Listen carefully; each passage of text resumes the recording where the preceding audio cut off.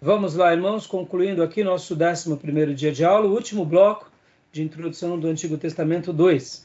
Continuando aqui nos nossos livros textos, né? Eu estou publicando parte aqui do livro do Panorama do Antigo Testamento, do Rio e do Alton. Sofonias, já pincelei sobre eles.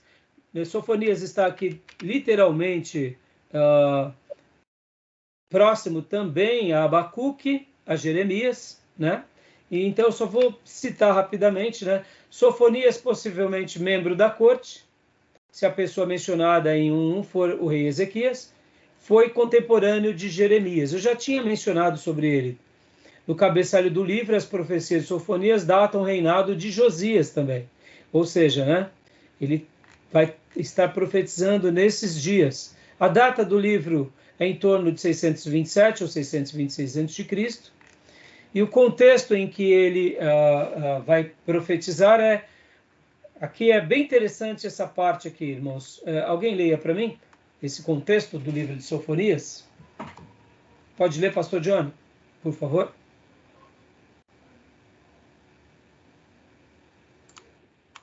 Vamos lá. Contexto. As 5 décadas de apostasia de Manassés, 697 a 642 a.C., custaram muito caro para Judá espiritualmente, e os israelitas jamais se recuperaram delas totalmente. Uma geração inteira só conheceu um rei, Manassés. O patrocínio oficial do sincretismo religioso reinstituiu o baalismo e outras práticas cananeias que sempre estiveram, pelo menos, à margem da religião israelita desde o êxodo do Egito, 1000 anos antes. Só uma recapitulação muito rápida aqui, irmãos. Já comentei sobre isso. Vem o rei Acás, que é cruel, faz coisas abomináveis, mas logo na sequência temos o rei Ezequias, que foi um rei muito piedoso. Mas na sequência vem Manassés, e Manassés é cruel. Ele consegue colocar em Judá coisas que nem Acás tinha feito, ou seja, foi o grande rei mau de Israel.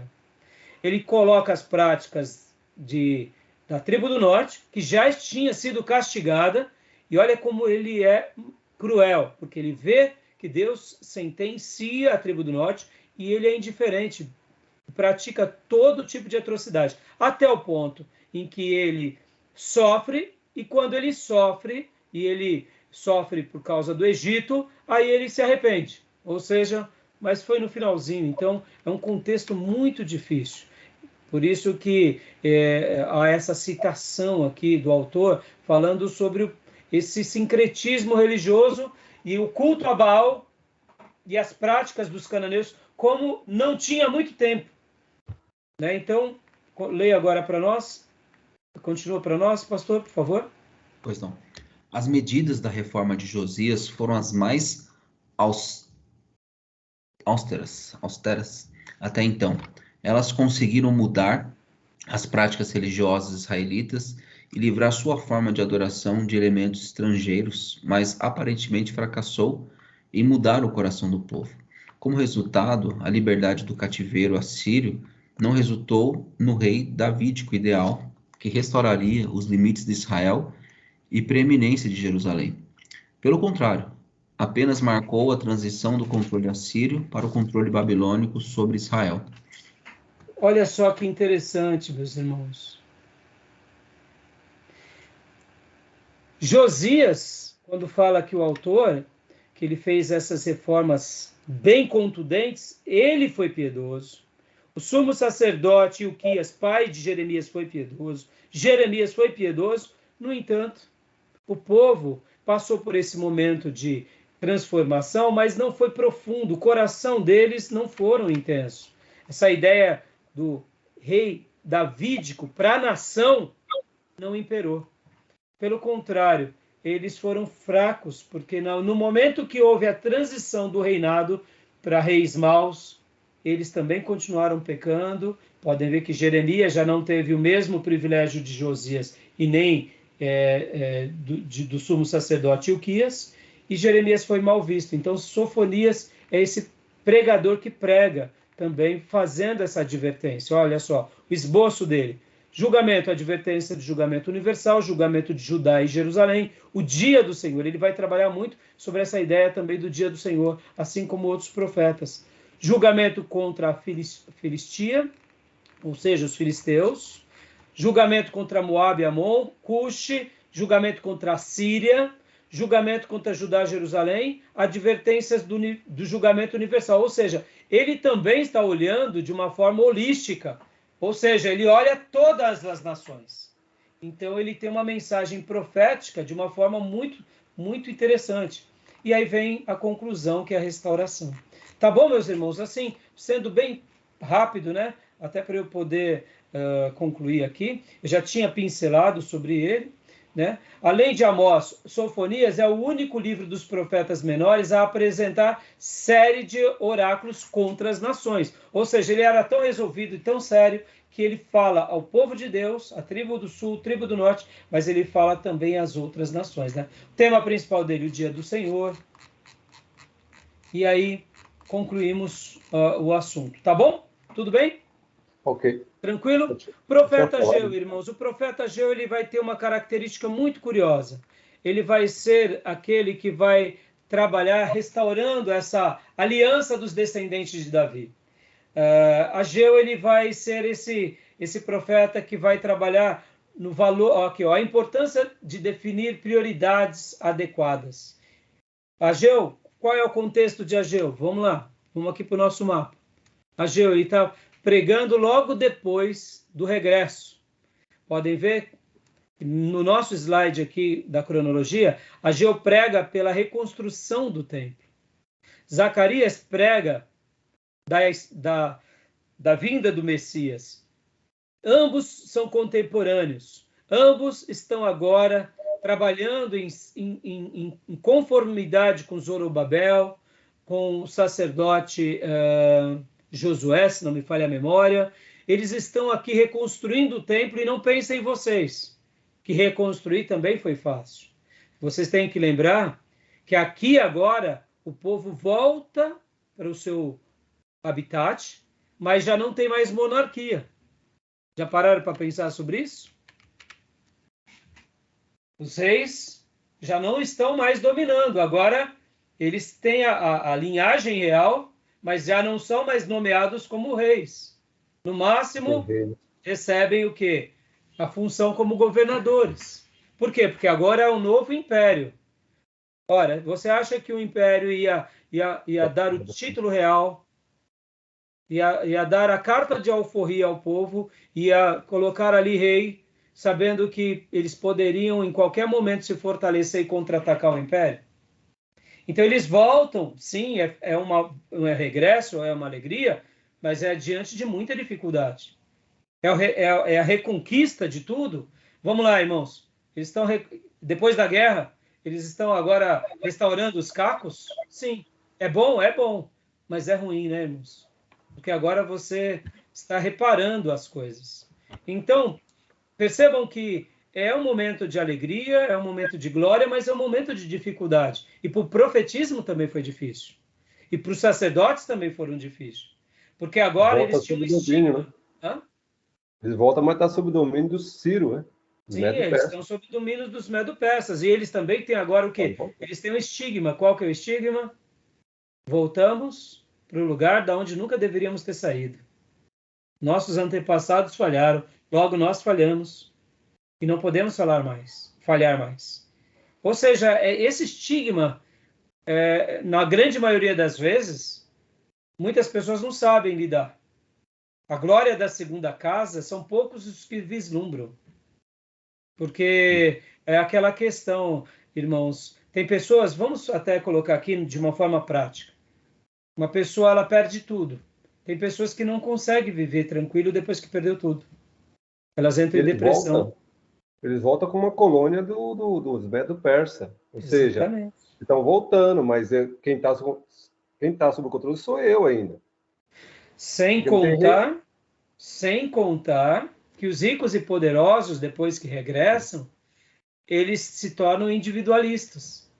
Por quê? Porque agora eu vou cuidar do que é meu. Já que a nação se corrompeu, eu vou cuidar do que é meu. Sim. Então se torna também um momento muito decisivo para eles. E o profeta Ageu é um profeta que vem fazer uma obra nesse contexto, né? Então, leia para nós, Júnior, por gentileza, Ageu e Zacarias. Ageu e Zacarias são profetas complementares do período pós-exílico, junto com Daniel, Joel e Malaquias. Forma o corpus de literaturas proféticas do Antigo Testamento que data do período persa da história hebraica, 550 a 530 a.C. Ageu exortou a comunidade da restauração em Jerusalém a reconstruir o templo de Deus, restituir o calendário litúrgico, incluindo-se os sacrifícios, a adoração e as festas levíticas. O profeta Zacarias complementou o apelo de Ageu de erigir o templo na convocação para a renovação espiritual entre o povo de Deus. Irmãos, para a gente não ficar muito longa a nossa aula, para a gente estar concluindo agora, eu vou só dar uma síntese, então, dos 3 livros para a gente estar concluindo, tá bom? Tudo bem? Vocês depois leiam em casa. Eu quero concluir agora com o profeta Ageu, Zacarias e Malaquias.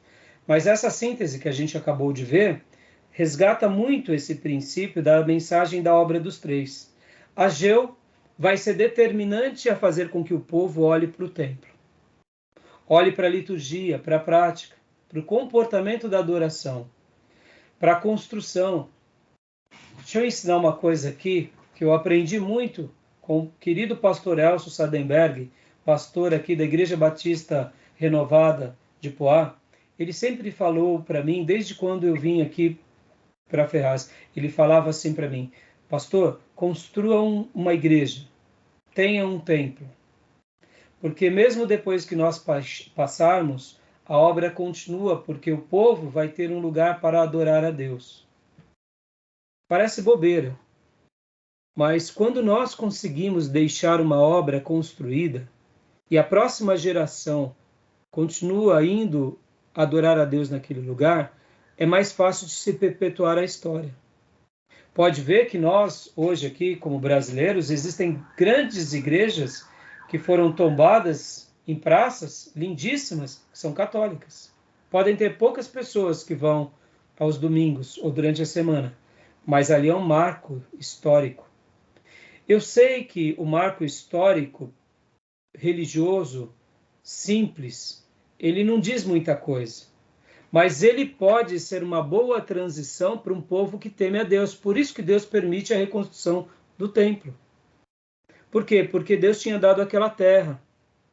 Então essa ideia de termos algumas coisas materiais para que as próximas gerações também continuem preservando é importante. Agora, nós sabemos que isso não é tudo, que há uma linguagem espiritual que está acima dessa linguagem humana. Podem ver que lá na Europa tivemos grandes avivamentos batistas, presbiterianos, metodistas, e infelizmente as próximas gerações não deram o valor devido àquela fé. E hoje esses templos foram vendidos. Mas quando nós sabemos de um templo que foi vendido, isso há uma dor no nosso coração. Por quê? Porque houve um marco histórico. Houve uma conquista. Então, irmãos, o profeta Ageu, ele vai olhar para a obra de Deus, essa obra que realmente implica, por exemplo, irmãos, hoje aqui, o nosso seminário é um acontecimento histórico. O seminário teológico que eu participei foi uma ferramenta histórica. As nossas igrejas são históricas, no sentido assim, há uma prática, há uma regularidade. Ageu vai ser determinante a isso. Zacarias, a mensagem dele vai ser determinante a fazer com que o povo busque a Deus intensamente, ou seja, dando esse significado poderoso. E Malaquias? Malaquias vai trabalhar também em sincronia com eles, mostrando o seguinte: não vamos dar a Deus o resto, vamos dar a Deus o melhor. Pode ver que ele é o grande profeta que fala dos dízimos, fala da função sacerdotal. Então, esses 3 profetas, eles vão ser determinantes nesse retorno, na manutenção. E aí talvez vocês parem e pensem: pastor, eles foram os últimos? Não, irmãos. Eles são os profetas. Mas depois deles vem alguns outros que foram ricamente influenciados por eles. Quem foram? Aí vamos lá para o nosso último compartilhamento. Olha que legal. Aqui. Esdras e Neemias. Pode ver que Malaquias vai profetizar bem próximo a eles, mas possivelmente os últimos escritos, aqui está uma data, mas segundo os livros textos, vão falar que os escritos de Esdras e Neemias são os últimos escritos. Alguns vão falar que é Malaquias, outros vão falar que é o próprio Esdras, mas assim, de uma forma ou de outra, partindo do pressuposto que Ageu e Zacarias, realmente a datação deles esteja certa. Então, eles profetizam aqui na reconstrução do templo, partindo do pressuposto que Malaquias é contemporâneo de Esdras. Ou seja, esses 3 profetas, eles são determinantes para os escritos de Esdras. E quais foram os escritos de Esdras? Esdras, Neemias, Esté e qual outro livro muito importante que vai trabalhar tanto na questão do templo, da restauração do sacerdócio, da vida seguindo Davi como um modelo de líder e de integridade, e o templo. Qual é o livro que vai destacar essa premissa? Vocês lembram? Um livro histórico. Isaías? Não. Crônicas. Crônicas. Ou seja, esses 3 profetas, partindo do pressuposto que eles realmente vão ser a influência para Esdras e para Neemias.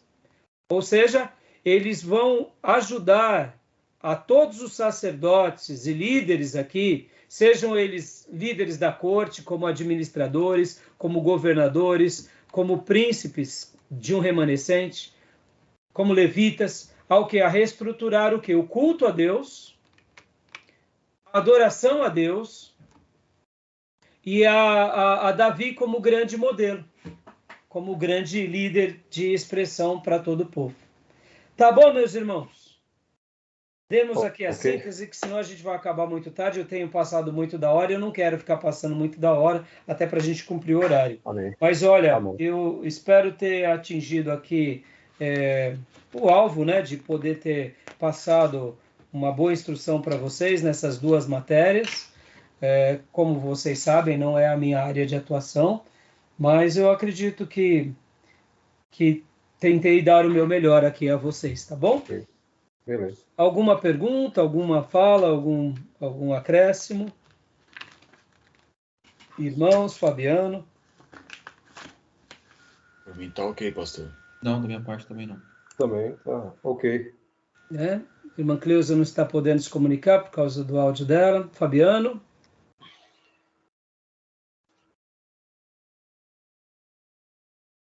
Sem comentários, pastor. Só aprendendo. Joia. Então, meus irmãos, é isso. Eu espero que vocês tenham sido muito abençoados. Vocês terão até terça-feira para entregar toda a leitura. Terça-feira, dia 2.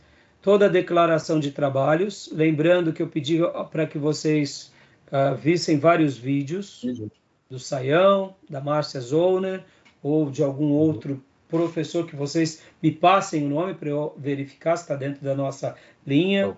Claro que do STBnet, tudo que tiver do STBnet é muito bem-vindo, e dos professores daquela casa. E a prova eu vou estar passando para vocês, com prazo para vocês me passarem. E terça-feira, querendo Deus, iniciamos introdução ao Novo Testamento 1. Tá bom, meus irmãos? Então, eu quero mais uma vez agradecer aqui a vocês, né? Até mesmo a presença de vocês. Eu fiquei muito feliz. Eu acredito que a maioria dos irmãos aqui, no máximo, faltaram períodos pequenos, uma falta ou outra. Os irmãos têm se dedicado, têm participado. E, olha, eu estou muito feliz de poder estar aqui servindo vocês, tá bom? Espero ter agregado na vida de vocês. Eu, particularmente, fui muito abençoado. Tá bom? Eu louvo a Deus pelo que eu aprendi. Peço desculpa, né? Pelo que realmente não pude atender, de repente. Mas, dia a dia, a gente vai aí crescendo, né? Seguindo o passo desses grandes servos de Deus, porque poder servir vocês é uma honra, eu diria, para mim, muito, muito, muito elevada. Poder estar abençoando os irmãos de outras igrejas, pastor Dione, o Dil como obreiro, né, o Júnior também como colega. Agora, nossa querida irmã Cleusa, mesmo ela sendo aqui uma aluna caloura, e a Maísa, agora como também nossa outra aluna, é um privilégio muito grande. Então, eu me senti muito honrado e aprendi bastante. E continue orando por nós para que a gente possa ser instrumento de Deus entre vocês e a nossa comunidade. Tá bom? Então, Tá muito bom. está encerrado Sim. o nosso módulo. Glória a Deus. E Graças obrigado, a Deus. irmãos, por tudo, viu? Tá bom? Ok. Querem falar alguma coisa para a gente encerrar? Fala, meus irmãos, a paz. Fiquem A todos com paz, Deus. irmãos. Amém. Não, só Então, digo que a gente aprende, né? Acho que a discussão, o debate, a divergência, tudo isso ela nos move a riqueza, né? A riqueza de sempre procurar o alcance do melhor, né? sim, sim. Então, acho que é isso. Isso aí, continuamos os nossos debates e acréscimos no nosso grupo, tá bom? Então, Deus abençoe, meus irmãos. Até terça, Deus querendo abençoe. Deus, e a gente vai se falando pelas redes sociais por causa da prova, Bom tá fim bom? de semana aos irmãos, bom Deus feriado. abençoe. Isso. Bom Deus final de abençoe a semana todos. e um bom feriado. Que Deus abençoe. Obrigado. Amém. Descansa Obrigado, todos. pastor. Tenha uma boa noite. Obrigado, gente. Boa noite Glória a todos. Deus. Valeu. Valeu.